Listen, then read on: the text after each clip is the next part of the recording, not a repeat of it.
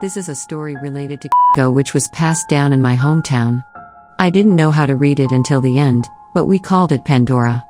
The town where I was born and raised was a quiet and peaceful rural town. It was a desolate town without any noticeable playgrounds. However, there was one thing that stood out. It was an empty house standing alone on a road that stretched endlessly along rice fields on the outskirts of the town. The house had not been lived in for a long time and was quite run down. It was such an old-fashioned house that stood out even among the old-fashioned rural towns. It would have ended there if there were no reason to attract attention. One reason was the excessive reaction of the parents and other adults in the town. Just by talking about that empty house, we were scolded harshly, and sometimes even hit and scolded. The same was true for every child in every family, including me. Another reason was that the empty house had no front door. There were windows and glass doors, but there was no entrance or exit. If someone had lived there before, how did they come and go? Did they bother to enter and exit through the windows and glass doors? Such mysterious elements aroused interest, and it was called Pandora, which was attached naturally from some point on, becoming the most talked about topic among children at that time. Most of the children, including me, attempted to search for what was there. However, since the parents were so angry just by talking about it, it was hard to put it into practice. The location itself was easily accessible even for children, and there was no one around. Probably, everyone had come to the front of the empty house at least once. For a while, we enjoyed the atmosphere and spent time without incident. When I was in junior high school, after a few months, a boy became interested in the story of Pandora and said, "I definitely want to see it. Let's call him A." A's family was from this town, but his mother married and moved to another prefecture. With the divorce, they returned to his grandmother's house, which was their home. A himself was new to this town and didn't know anything about the story of Pandora. At that time, A, B, C, and D were my close friends. While we were having a casual conversation with 5 people, I became interested in the word Pandora that we mentioned as a matter of course. My mother and grandmother are also from this area, but will I get scolded if I hear that story? It's not just about getting scolded. My father and mother will seriously hit me. Same with me. Make it make sense. While explaining Pandora to A, everyone started complaining about their parents. After finishing the explanation, the topic of what is in the vacant house, which was the biggest question, came up. Does anyone know what's in there?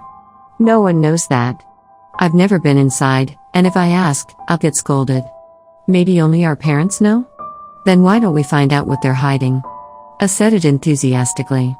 At first, I and the other 3 were hesitant because we didn't want to be scolded by our parents, but we all agreed in the end because we could release our frustrations that we hadn't been able to do before, and we were swayed by A's spirit.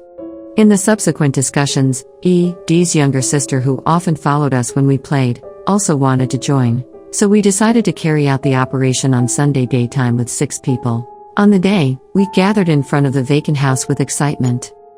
For some reason, each of us was carrying a backpack and bringing snacks, and we were all in high spirits.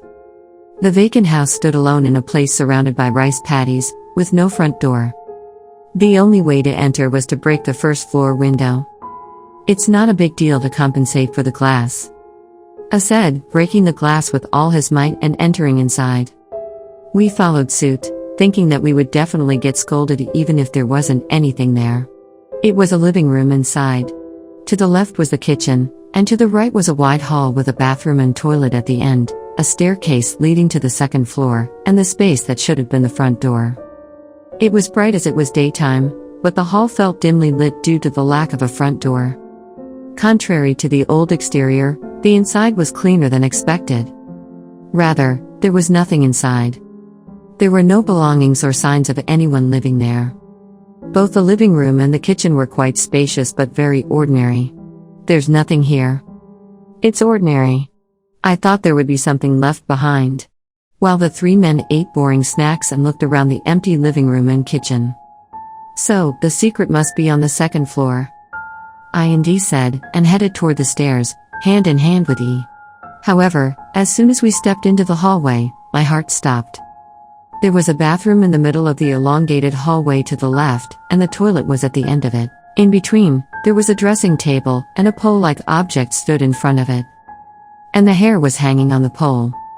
I'm not sure how to describe it, but it's like a wig with a hairstyle that has a shape, and it feels like the back hair of a long-haired woman is just there. In terms of position, the height of the pole was adjusted to be where the head of an average person would be. It was a scene that reproduced a woman sitting in front of a dressing table. Suddenly, I and Dee got goosebumps and were in mild panic. What?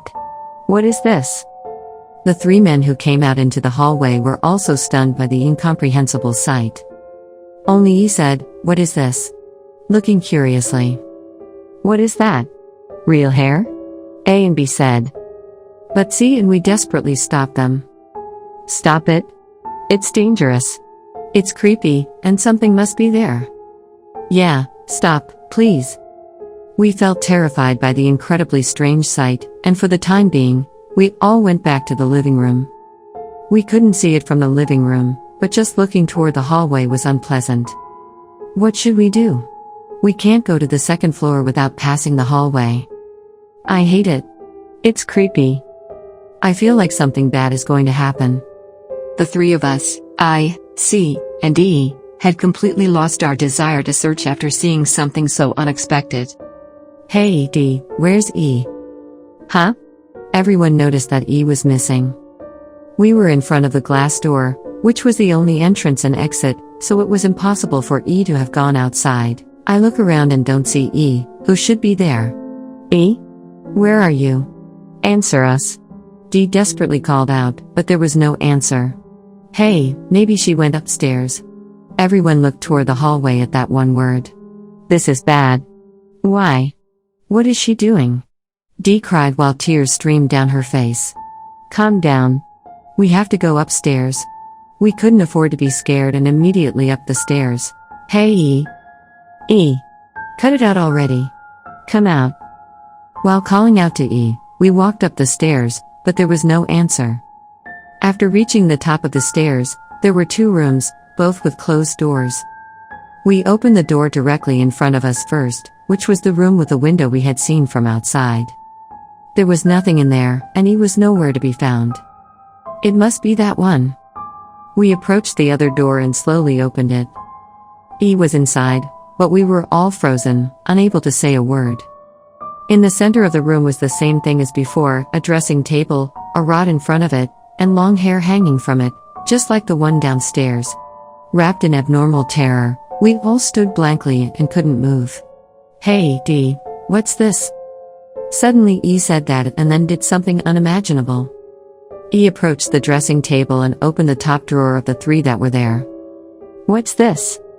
E took out and showed us a piece of paper with written on it, resembling a brush. We didn't understand what it meant, so we just stared at E. I still don't know why we couldn't move immediately at that time. E put the paper away, closed the drawer, and then took something out of the second drawer. It was exactly the same thing, a paper with written on it. I didn't know what was going on anymore and just trembled, but D came to his senses immediately and ran to E. D was already in tears. "What are you doing?" D shouted at E and took the paper, trying to close the drawer. That's when the problem occurred. After E took out the paper, he closed the second drawer. Perhaps he was in a hurry, but D opened the bottom drawer, not the second one. The moment he opened the drawer, D looked inside and froze, just staring. D didn't react, no matter how much we called out to her. She just kept staring at the drawer and didn't move. We tried to run towards them, but suddenly there was a loud noise and D closed the drawer. She then brought her long hair to her mouth and began to munch and suck on it. "Hey, what's going on? D? Pull yourself together." Even though we called out to them, there was no response. D just kept chewing on his hair, and seeing this made E cry. It was a really tense situation. "Hey, let's just get out of here and go back. We don't want to stay here anymore." The 3 held the D, and I held E's hand as we hurried out of the house. Meanwhile, D had been sucking on his hair the whole time. We didn't know what to do, but we knew we had to go to an adult's place. We ran to my house, which was the closest from the vacant house, and called my mother in a loud voice. I was crying, E was in shock, the 3 men were sweating and bewildered, and D was still acting strange. As I was thinking about how to explain the situation, my mother appeared, asking what was going on. "Mom." I tried to explain through tears, but she suddenly slapped and yelled at me and the three guys. "You went over there, didn't you? To the vacant house?" We could only nod frantically, unable to speak, at the sight of Mom's never-before-seen form. "Wait in the living room. I'll contact everyone's parents right away," she said, then carried D and took him upstairs. As instructed, we just sat blankly in the living room, unable to think about anything for about an hour. When all the parents had gathered, only Mom came downstairs. She simply said, "These kids went to that house." The parents started to get agitated and everyone was becoming upset. "What did you guys see? What did you see there?" Each of the parents blasted their own child, and we were all speechless, but A and B somehow managed to explain the situation. "We saw a vanity with weird hair in it, and someone broke the mirror." "Is that all you saw?" There was also a piece of paper with some word that we didn't understand.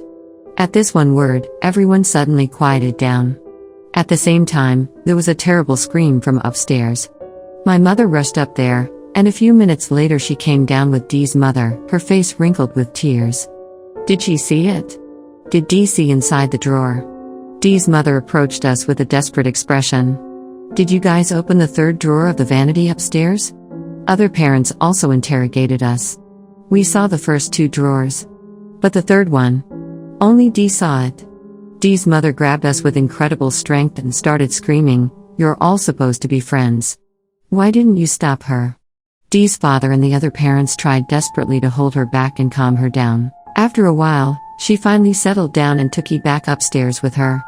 So we moved to B's house and heard the story from B's parents. No one has ever lived in that house you guys went to. It was built just for that vanity and hair. I and the other parents have known about it since we were kids. That vanity was actually used, and the hair was real. And the word you guys mentioned that you saw. Was it this one?